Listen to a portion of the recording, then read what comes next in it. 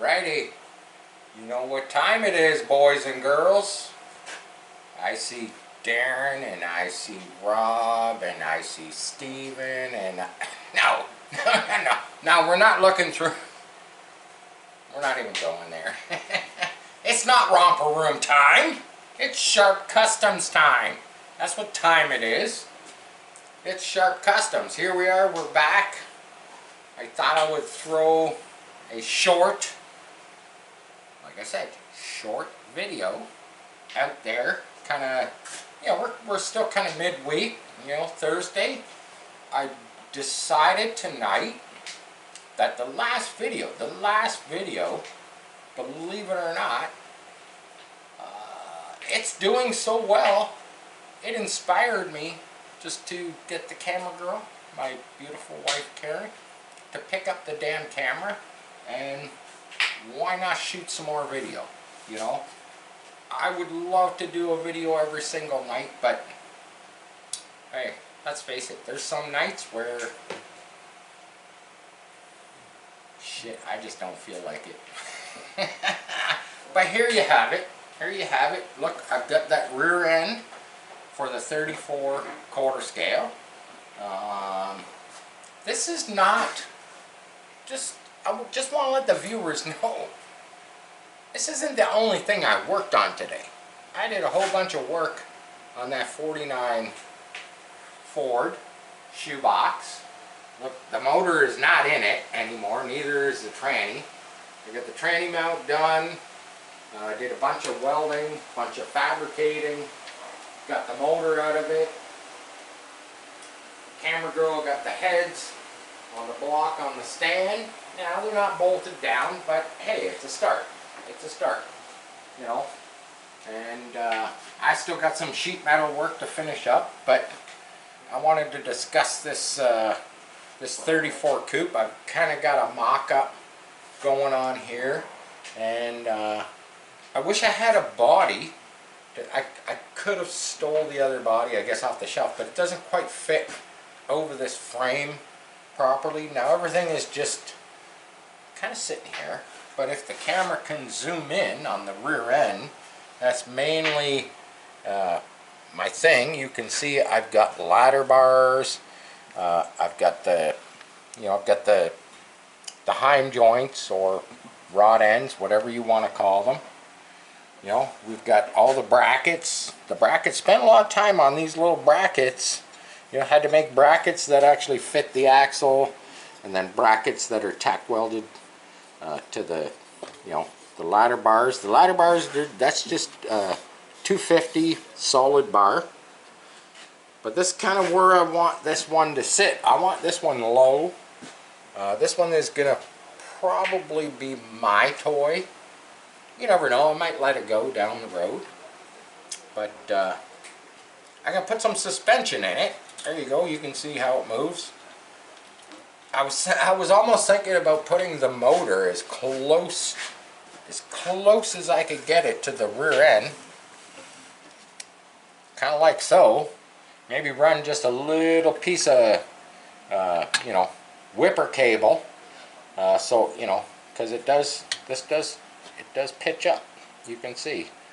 But I'm going to make the suspension on the back of this so small and so tight, because I want this thing, basically the back of the coupe, where the trunk deck is, that's kind of where I want the tires. Now I'm not going to be using these tires, I'm going to be using the treaded, they're a little taller. But the reason I would like to, I don't think this motor's got it in it. This is a 4-stroke, good torquey motor. It'll probably reside there. My whole thinking was to design one of these that actually I could put wheelie bars on, if you know where I'm going with that. Like wheelie bars that actually need to be there. So it was kind of my thinking of putting the motor as close to the rear end. That was my thinking. That was my thinking. You know, I would, yeah, I'd love to make one of these that did wheel stands. You know, when you crack the throttle. I don't think this motor's got it in it. We'll see. We'll see. Probably mount it up kind of in a normal, normal fashion, probably around there somewhere. But I'm going to pull this off. I'm going to pull this off just so you can see it.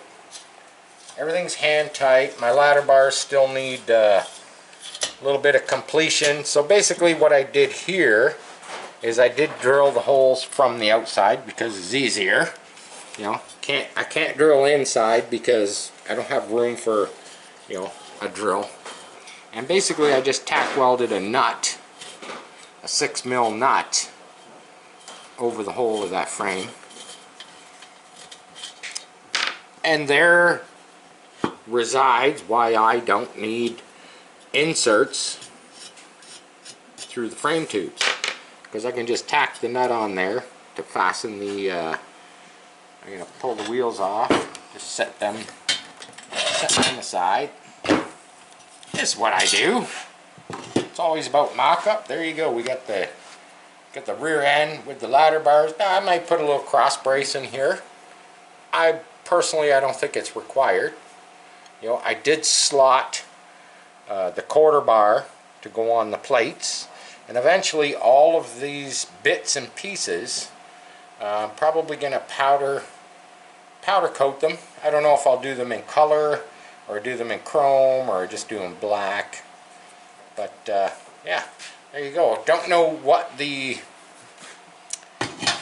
not sure, here, let's put it on here. I'm not sure what the articulation, like if I don't do up the lock nuts on these rod ends, then I can get some pretty good articulation, with the suspension. But hey, this thing is a big boy toy, and like I say, I'm gonna run my suspension low and probably pretty stiff. I don't want much rollout on the car, and I don't want too much suspension. This thing, it's not a 4x4. It's not going off-roading. It's a hot rod. It's gonna cruise asphalt. And I could almost do a solid suspension here. I want to show you the brackets. So you can't see it with the ladder bar. I don't actually have the Allen key here to pull the ladder bar off, but if I flip it inside, you can see the bracket on the inside that's welded to the axle tube, but it goes right around, and it also kicks out the back here. And there's a reason it kicks out the back with the hole, and that is to incorporate the shock absorbers, to this this rear bar. Like, if you're gonna make a bracket, why not make it? I could have did the fancy schmancy ones, like you see on a 4-link setup that kick out the back and they wrap the full axle tube. And I thought about it, same as what's on my real 52 Chevy. And I was like, yeah, that's getting carried away, for a quarter scale. That I'm kind of scratch building in a sense, but yeah, once this stuff is all cleaned up, painted, chrome plated, as you can see, I did create the bearing caps. I only used one fastener. It's a 3M, and it just needed to hold the bearing in the end of the tube, which is exactly what it's doing. And yeah, that's once I get this cleaned up and I get it all powder coated, this thing will look gorgeous. It will probably be one of the nicest grinder rear ends that I've ever created. It's like every time I make something new, I kind of up the game, and that's just, hey, that's just what we do here at Shark Customs. Why? Well, why the hell not? Because we can, I can, yeah, you know what, there's a mass amount of hours, put into something like this. Not saying there's as many hours as, you know, doing the real thing. You know, that's much bigger stuff, and it's, you know, takes up my whole bench. I've done it, trust me, I've done it. And I've spent a lot of hours putting together a real 9-inch Ford rear end, and, you know, all the new brake components, and pulling the pod apart, and, you know, new gearing, new gaskets, you know, all bearings, seals, you know, and then putting your whole ladder bar, you know, your 4-link kit, you know, getting it all welded on there. It's like, oh, you know, when I did my Chevy truck that's sitting outside, that's a shame it's sitting outside. And that thing, that's another thing here in southern Ontario, man. The nights that we get the wood stove cooking, it's probably, it's tropical in here. Let's just put it that way. I couldn't decide when I got the stove going this morning whether I wanted to, you know, put on a pair of jeans and a t-shirt, or put on a pair of shorts and a t-shirt, because it gets so nice here in the shop. Now, if you walk right out the door, you know, you're 15 degrees, maybe 20 degrees different. You know, you got to put your coat on to go outside. Kind of sucks. I haven't even ordered my wood supply for the winter yet. I got wood, you know, for the wood stove. You know, don't get to worry about it too much, because I do have a. If the camera pans up, you can see the crazy ductwork on the ceiling. There is natural gas in the shop, but I haven't even turned it on yet. I got to do some maintenance. I got to do some maintenance on the furnace before I fire it up. But yeah, so that's this quarter scale. I got to pull something. It's sitting behind here. I got to pull it. I got to pull it up. You haven't seen it for a long time. It's got some bruises, and it's got some wounds. There you go. Here's something old. You got the old Chevy 50s Chevy style trucks. Yeah, it's got some wounds all over it because we put it on its side. Had a little crack right here, which I actually fixed. Not sure what all the white. I'm not sure. It's got white spots like all over it. I'm kind of thinking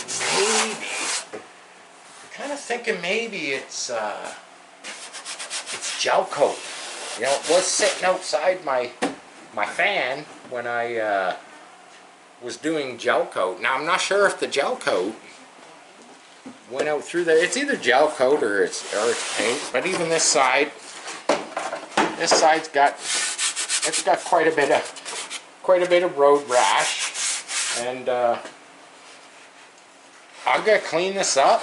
And you know, whether you're a quarter scale enthusiast or an airbrush enthusiast, I got a whole new paint scheme for this. I'm not gonna say what it is. You're just gonna have to, you know, you're gonna have to tune back in to see what I'm doing with this. But it's not gonna be purple. I can tell you that right now. Okay. As far as the little bit of airbrushing on the grill, it's actually still in pretty good shape. So I'll probably tape. I'll tape this off. I'll tape the headlights off. You know, I got to touch up. I got a wound there where it hit something. But yeah, I won't redo that. I'll just masking tape that off. But as far as the rest of it is going to get a whole new. Basically, it's going to get a whole new body and paint job, and there is going to be some airbrushing definitely involved. So I hope you tune in to watch that, and that's going to happen soon, because I want to get this one back on the asphalt. Let's just put it that way, because this was a fun little ride, and I'm gonna try my damnedest not to put it on its side again. You know, I got the chassis sitting underneath the table. I got a little bit of retweaking to take some of the roll out of the suspension. Got some ideas for the you know, for the suspension, for the shock absorbers to get rid of that roll. Yeah, I could put a sway bar, but I don't play that game. You know, I just beef up the shocks on the front, or we could go totally rigid in the front. I think I'm just gonna beef up the shocks. They're just way too light for the front of that chassis. But there you go. You know, a little bit of quarter scale stuff. Sharp Customs. Share, like, subscribe. Hit that notification bell. And, you know, follow us. Come back. Watch some more. Comment. You know, tell us what you think. Give me some color schemes on this. I'm open for just about anything. Thank you to all my new subscribers. We have hit over the 1,000 subscriber mark. We're just working on our viewed hours, so watch the damn videos. And I love you all. Peace. I'm out.